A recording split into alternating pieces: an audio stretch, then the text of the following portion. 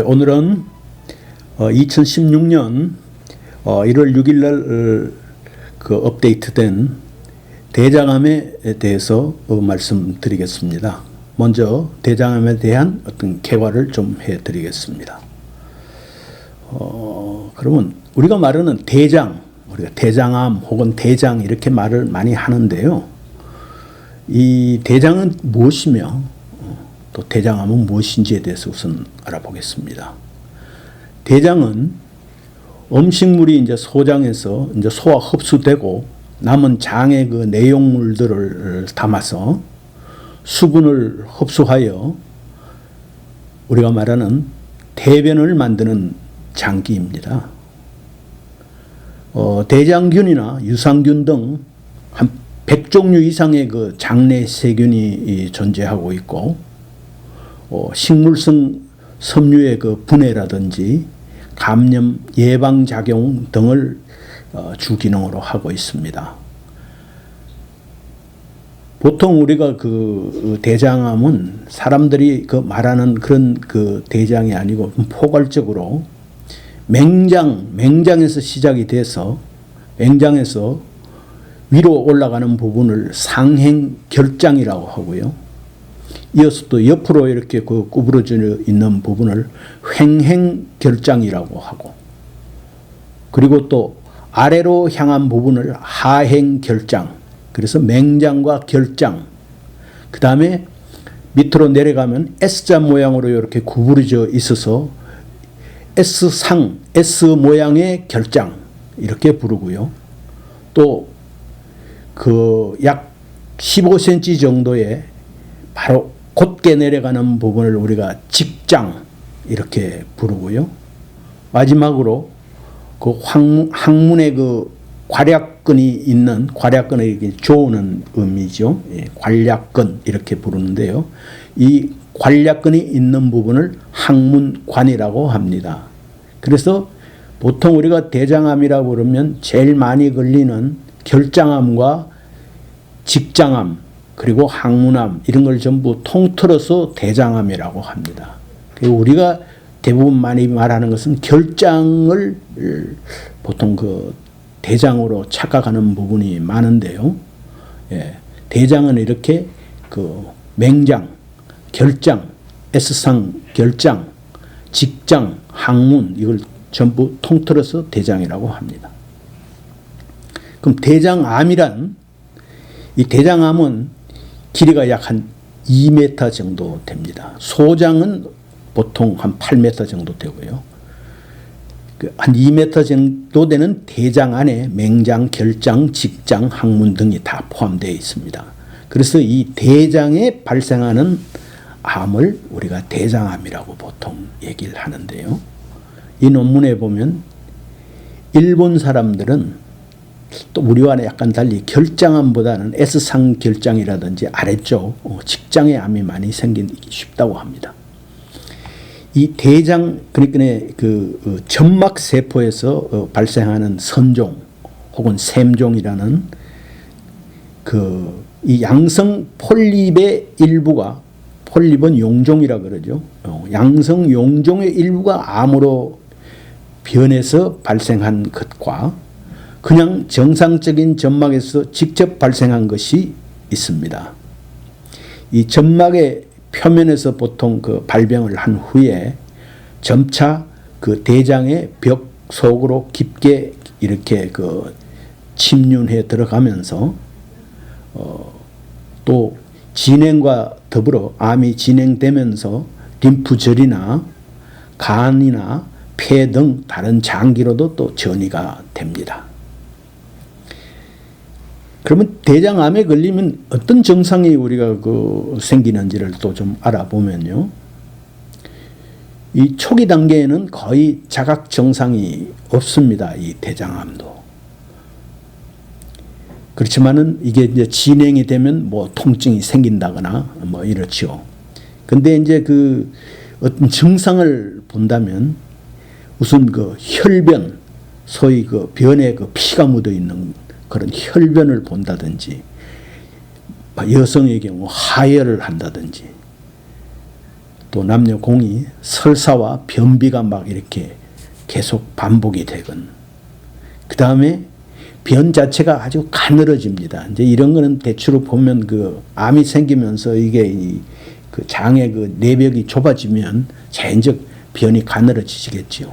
그리고 또 많은 것은 변을 다 보고 났는데도 뭔가 아주 찝찝하게 아주 뭐 변을 덜 본 것 같은 그런 우리가 잔변감이라고 하거든요. 이 또 잔변감이 생기기도 하고, 복부 팽만, 배가 팽팽해지고 이렇게 뭐 먹지도 않았는데 괜히 배가 막 헛배가 부르고 이런 거예요. 그 다음에 복통, 또 빈혈도 일어납니다. 왜냐하면 자기도 모르게 그 이 장 속에서 출혈이 생기면 그 피들이 자꾸 이렇게 빠지니까 빈혈도 생기고요. 마지막으로는 원인을 알 수 없는 체중 감소, 이런 것들이 전부 그 증상입니다. 그래서 이런 부분들을 좀 익혀 두셨다가 혹시 이게 이런 게 내 몸에 생기면 이게 혹시 대장암의 기미가 있나 싶으면 병원에 가서 전문의들하고 한번 의논해 보는 것도 좋습니다. 그리고 그 중에서도 제일 많은 그 빈도가 높은 그 혈변에 관해서는, 사실 혈변을 보는 것은 꼭 대장암만 걸려서가 아니죠. 우리가 우리가 얘기하기 좀 힘들어하는 그 뭐 치질 등의 어떤 그 양성 질환에 걸려도 같은 혈변을 보니까, 그렇다고 이건 치질이겠거니 하고 또 이 시기를 놓쳐서 암이 많이 진행되는 수도 있으니까 그런 거는 있지만 항상 조심을 할 필요가 있습니다. 그 다음에 이 대장암의 역시 조기 발견을 위해서는 자주 소화기과나 위장과 항문과 등의 이 진찰을 받아보는 게 중요합니다. 또 때로는 암에 의한 이 장 폐색 증상에서, 장이 폐색이 되면 어떻게 됩니까? 변이 잘 안 나오고 막 소화가 안 되면 막 구토를 한다든지 뭐 이런 게 있으니까, 그런 그 장 폐색 증상으로 인한 또 부작용들도 암의 여부를 판단할 수 있으니까 주의하시기 바랍니다. 그 다음에 이 대장암이 전이가 되어 가지고 폐나 간에서 뭐 혹이나 이런 형태로 발견되는 수도 있습니다. 이것은 물론 일본 자료이긴 하지만 한국과 일본의 그 식생활이라든지 생활 패턴이 상당히 비슷하니까 같이 한번 일본 통계를 통하여 우리나라의 어떤 대장암의 그 흐름이라든지 추세를 한번 유추해 보시기 바랍니다. 일본의 경우에 이 대장암이 걸리는 그 이환율 비율은 40대부터 증가하기 시작하여 50대에서 아주 가속이 되고, 고령이 될수록 이환율이 높아집니다. 이 대장암의 그 이환율과 사망률은 공히 남성은 여성보다 약 2배로 높고, 부위별로는 결장암보다 직장암에서 남녀의 차이가 커진다. 결국 이 직장이나 초두에 말했듯이 학문 쪽에 많이 생기는 경향이 있다고 합니다만은, 제가 정확한 통계는 갖고 있지 않지만 한국 사람들의 경우에는 결장암의 비율이 훨씬 높은 걸로 알고 있습니다. 이 남성이 또 여성보다 상당히 높은 거는 아무래도 뭐 음주라든지 흡연이라든지 뭐 이런 또 직장인 같으면 회식을 핑계로 이렇게 남자들이 바깥에서 육류 섭취가 많은 것도 음주 뭐 이런 것들이 그 이유가 아닐까 그렇게 보고 있습니다. 이 대장암의 그 이완율을 보면 1990년대 전반까지는 이 증가 추세를 보이다가 90년대 이후에는 아주 역걸음으로 소위 말해서 소강 상태를 보이고 있습니다. 이 대장암으로 사망하는 소위 말해서 환자의 비율, 즉 사망률에 관해서는 90년대 중반까지는 증가하였고 그 후에는 조금씩 줄어드는 경향이 있습니다. 요즘은 뭐 이래 치료법의 또 발달로 또 조기 발견 시스템, 뭐 말하자면 뭐 검진이라든지 국민 뭡니까 그 뭐 이렇게 건강 그 뭐 센터에서 이 신체 검사 이런 걸 자주 하면서 공이 그 이 초기에 발견되거나 치료 기술의 발달로 대장암의 생존율은 상당히 높아지고 있습니다. 이 대장암의 그 증가에는 주로 여기도 마찬가지로 보이네요. 결장암의 증가가 영향을 주고 있습니다. 이 이완율의 그 어떤 국제적 비교를 해보면 결장암의 경우에는 일본인들보다 하와이 일본계 이민들이 그 높고 또 구미의 그 백인들과 같은 정도인 거로 알려져 있지만은 최근에는 결장암과 직장암 공이 일본인은 미국의 그 일본계 이민이라든지 구미 백인들과 거의 같아지고 있다. 결국 이 얘기를 들어보면 일본인이나 한국인이나 옛날에 우리가 이 그 뭐랄까 이 초식 위주 뭐 말하자면 과일을 뭐 이렇게 그 야채를 주로 많이 먹는 식단에서 이 이민을 간다거나 뭐 이렇게 되면서 그 육식 위주의 식사 패턴이 바뀌고 또 소득이 증가하면서 우리나라도 공이 그 육식 문화가 많이 그 발달이 되면서 대장암이 위암을 제치고 많이 생기는 게 아닌가 그렇게 저는 추측해 봅니다. 그 발생 원인을 보면 역시 대장암의 발생 원인은 생활 습관에서는 그 음주나 비만 그리고 식생활에서는 그 붉은색 육류 소위 말해서 소고기, 돼지고기, 양고기 같은 이 붉은색 이런 그 육류라든가 가공육, 베이컨, 햄, 소세지 같은 이런 가공육의 섭취의 증가가 지적되고 있습니다. 그 다음에 신체적 요인으로 보면 이 신장이 큰 사람, 키가 큰 사람일수록 이 대장암은 발병의 위험도가 높은 경향이 있다고 합니다.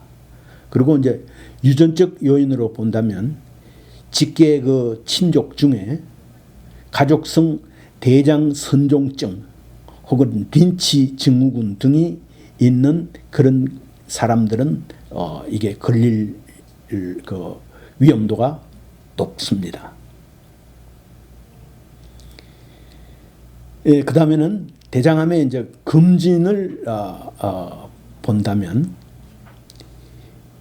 이 대장암의 이제 발견에 대해서는 우선 우리가 임상적으로는 항상 그래서 어떤 분들은 이렇게 얘기를 합니다. 대장암에 예방하는 가장 좋은 길은 매일 변을 보고 나서 그냥 물을 내리지 말고 자기가 눈 변을 한번 유심히 살펴보는 1분 정도만 투자를 하면 그 대장 상태가 어떤지를 알 수가 있다고 합니다.